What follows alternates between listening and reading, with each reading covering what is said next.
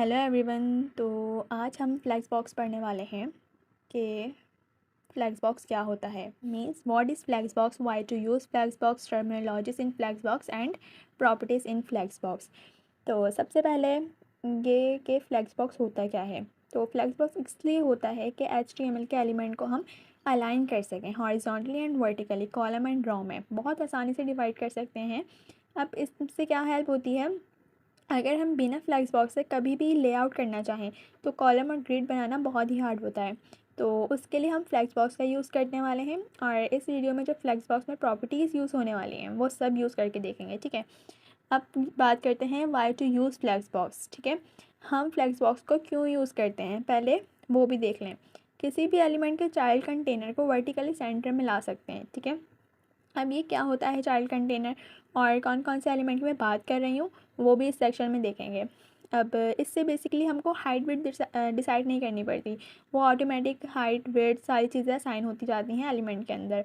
और flex box से हम मल्टीपल कॉलम के लेआउट भी बना सकते हैं जो अलग अलग डिवाइस में अलग अलग तरीके से दिखने वाले हैं। ठीक है ना, जैसे मोबाइल में अगर कोई डिवाइस कोई ओपन कर रहा है तो उसकी अलग तरीके से खुलती है, लैपटॉप में अलग तरीके से खुलती है स्क्रीन में, और टैबलेट में अलग स्क्रीन में खुलती है। ठीक है ना, अब टर्मिनोलॉजी की बात करते हैं। तो इसमें सब चीज़ें दिख रही होंगी, तो अब ये सब एक एक करके हम सीखने वाले हैं। फ्लेक्स बॉक्स के अंदर एक फ्लेक्स मॉडल होता है, पहले उसको समझ लेते हैं। ठीक है,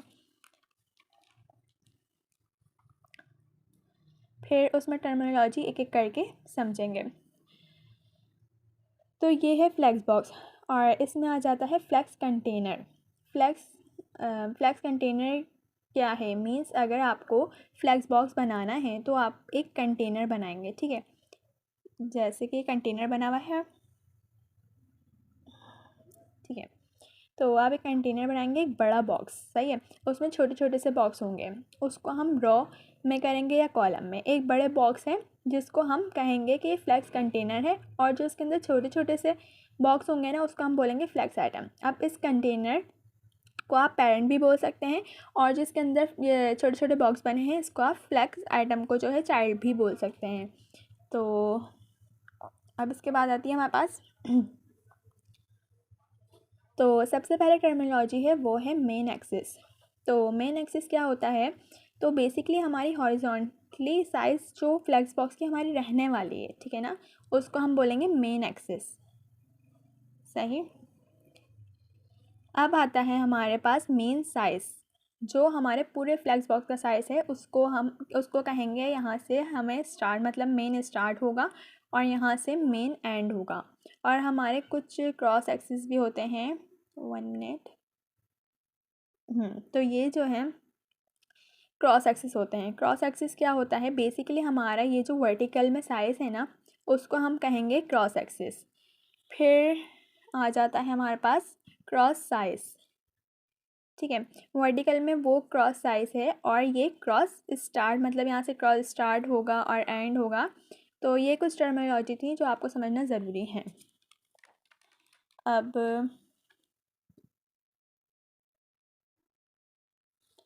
एक मिनट।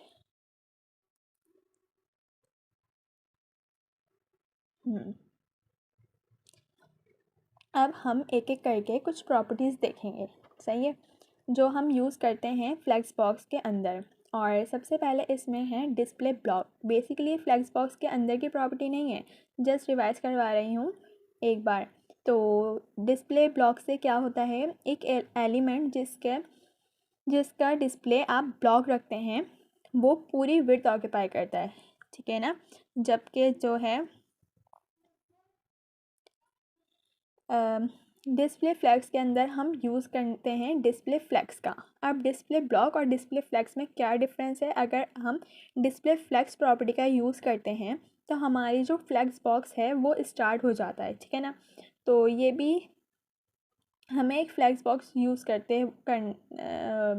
फ्लैक्स बॉक्स यूज़ करने हो तो एक कंटेनर बनाएंगे। ठीक है, अगर हमें कोई फ्लैक्स बॉक्स यूज़ करना हो तो हम एक कंटेनर बनाएंगे पहले, मीन्स एक बड़ा सा बॉक्स बनाएंगे, डिफ का यूज़ करके उसको हम डिस्प्ले फ्लैक्स कर देंगे।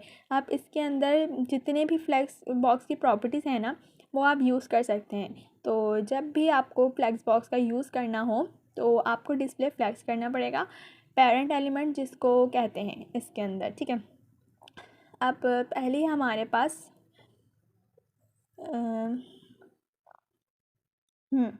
फ्लैग्स डायरेक्शन, तो जो एलिमेंट हैं उसको क्या बिहेवियर आने वाला है, किस डायरेक्शन में वो रहने वाले हैं, वो हम फ्लैग्स डायरेक्शन से बता सकते हैं, ठीक है।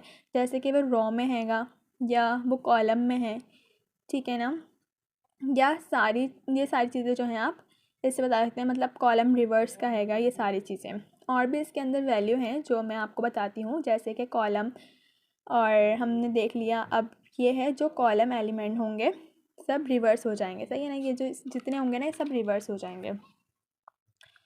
अब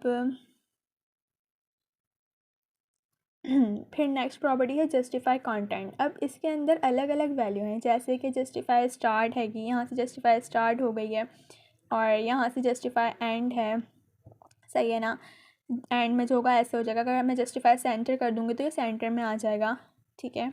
अगर मैं जस्टिफाई स्पेस बिटवीन कर दूँगी तो इन केस में जो है थोड़ा थोड़ा स्पेस आ जाएगा, ठीक है। तो ये चीज़ें हैंगी जस्टिफाई कंटेंट में।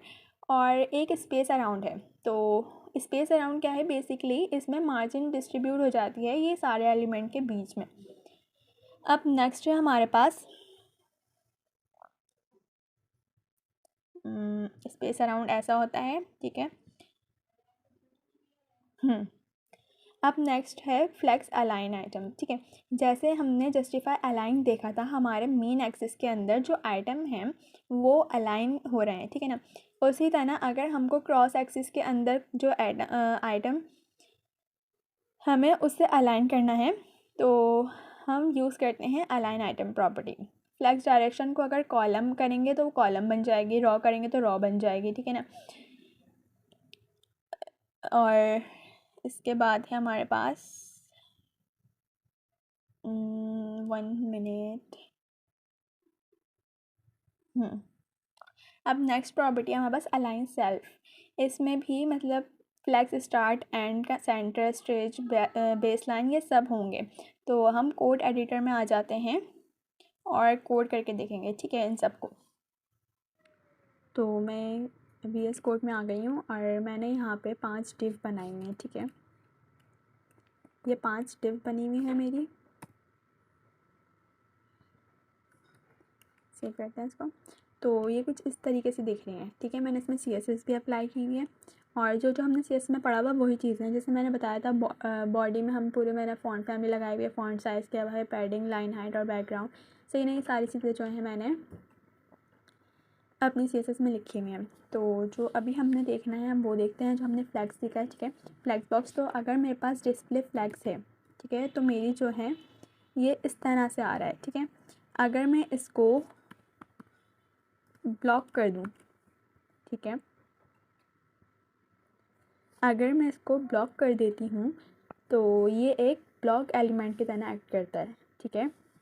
ये अभी मेन एक्सिस में आ रहा है, ओ सही है ना। ये जो है मतलब मेन एक्सिस में आ रहा था जब ये फ्लैग्स था, पर जब मैंने इसको ब्लॉक किया तो ये एक क्रॉस एक्सिस की तरह आ रहा है, ठीक है। अगर मैं चाहूँ तो यहाँ से हमने जैसे अभी पढ़ा था फ्लैग्स डायरेक्शन, तो मैं यहाँ से फ्लैग्स डायरेक्शन करती हूँ और मैं फ्लैग्स डायरेक्शन को अगर ड्रॉ कर दूँ, सही है, सेव करते हैं इसको, तो ये रॉ में आ जाएगा, ठीक है। अगर हम फ्लैक्स डायरेक्शन को कॉलम कर दें, यहाँ से इसको अगर हम कॉलम कर देते हैं तो ये कॉलम की तरह आएगा, सही है, ये कॉलम बन जाएगा। और अगर जैसे भी 1 2 3 4 5 ऐसे आ रहा है ना, अगर मैं इसको कर दूँ कॉलम रिवर्स तो इससे क्या होगा, ये सारे रिवर्स हो जाएंगे, ठीक है। जैसे ऊपर अभी 1 2 3 4 5 आ रहा था ना, अब जो है रिवर्स होगा, 5 4 3 2 1 इस तरह से आ रहा है, ठीक है। तो ये हम इस तरह से यूज़ कर सकते हैं फ्लैक्स डायरेक्शन का, कॉलम और रॉ रिवर्स, कॉलम रिवर्स, हम कुछ भी कर सकते हैं, ठीक है। अब मैं इसको तो हटा देती हूँ, सही। अब है हमारे पास फ्लैक्स रैप। अब फ्लैक्स रैप अगर मैं इसको कर दूँ नो रैप, सही है, तो ये मतलब इतना वो नहीं करेगा हमारा, सही है। बट अगर मैं इसको कर दूँ रैप रिवर्स, सही है। जैसे ही मैं इसको रैप रिवर्स करूँगी ना, तो ये क्या होगा, ये नीचे आ जाएगा, रिवर्स कर जाएगा। ठीक है, तो हम इसको रैप रिवर्स को मतलब फ्लैक्स को रैप रिवर्स को इस तरह यूज़ करके अपने कंटेंट को, एलिमेंट्स को नीचे ला सकते हैं। ठीक है, तो हमें ये भी समझ आ गया। अब एक हमारे पास होता है अलाइन कंटेंट, जो हमने पढ़ा था। ठीक है, तो अलाइन कंटेंट देख लेते हैं। जैसे कि मैं यहाँ लिख लेती हूँ, यहाँ रैप कर देते हैं वापस, सेव, और यहाँ लिखना था मुझे अलाइन कंटेंट। सही है, सेव करते हैं, इसको सेंटर करते हैं अलाइन कंटेंट को। ठीक है, अब जो मेरे सारे बॉक्सेस होंगे ना, ये सारे जो हैं बीच में आ जाएंगे। सही है, एक साथ ट्रीट किए जाते हैं पांचों बॉक्स। अगर मैं इसको डिफ को जो है, मेरे 5 डिफ्स हैं ना, ये इसको मैं 10 कर दूँ। ठीक, तो ये जो है एक ही उसमें ट्रीट करते हैं। ठीक है ना, मतलब सारे बॉक्स एक ही उसमें आएंगे। अगर मैं इसको इंस्पेक्ट भी कर दूँ, ठीक है, इंस्पेक्ट, ठीक है, तो मैंने जब इसको इंस्पेक्ट किया तो ये मेरे सेंटर में आ रहा है, कि मैंने इसको सेंटर में किया हुआ है। ठीक है, अब हमारे पास एक होता है मोबाइल डिवाइस होती है, हमारे पास टैबलेट की डिवाइस अलग होती है। सही है ना, लैपटॉप की और कंप्यूटर की, पीसी की, सबकी डिवाइसेस अलग अलग होती हैं। तो मोबाइल में इस तरह से दिखेगा हमें। ठीक है ना, अगर मैं इसको टैबलेट में देखना चाहूँ तो वो अलग तरीके से दिखेगा। तो वो रिस्पॉन्सिव होती हैं वो चीज़ें ना, तो वो भी हम नेक्स्ट वीडियो में देखेंगे रिस्पॉन्सिव हम कैसे यूज़ करते हैं। ठीक है, अब हमने ये देखा, अब इसमें स्पेस नहीं आ रही। ठीक है, बीच में सेंटर में अगर मैं इसको अलाइन कंटेंट की जगह अगर मैं इसको कर देती हूँ अलाइन आइटम। सही है, अगर मैं इसको करती हूँ अलाइन आइटम सेंटर, तो अब देखिएगा क्या होगा।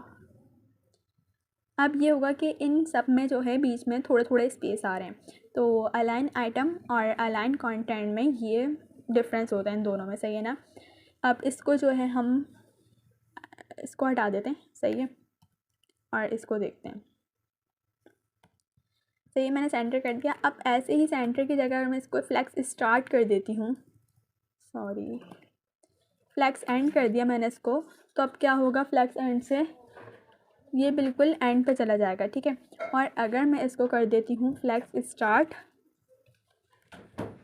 सही है, फ्लैक्स अगर स्टार्ट कर देते हैं तो ये बिल्कुल स्टार्ट पे चला जाएगा। ठीक है, तो इस तरह से यूज़ होता है। इसमें स्ट्रेच भी होते हैं और भी चीज़ें होती हैं। ठीक है ना, जो हम यूज़ कर सकते हैं अलाइन कंटेंट में। अब इसके बाद बात करते हैं, ये हटा देती हूँ मैं। तो अब ये 5 डिव भी हटा देती हूँ बाकी की मैं। सेव करते हैं इसको। अब यहाँ आ जाते हैं। अब मेरे पास जो है ये 5 डिव बने हुए हैं। सही है, मीन्स कि मेरे पास ये 5 बॉक्सेस बने हुए हैं। सही, अब ये लिखा है div 1, div 2, div 3, div 4 and div 5। अब मैं क्या करती हूँ, अब मैं जो है आ जाती हूँ हमने डिव 3 में, सॉरी डिव 2 में आ जाती हूँ मैं, और मैं इसको ऑर्डर करती हूँ। ठीक है, ऑर्डर में मैं लिख देती हूँ इधर 4।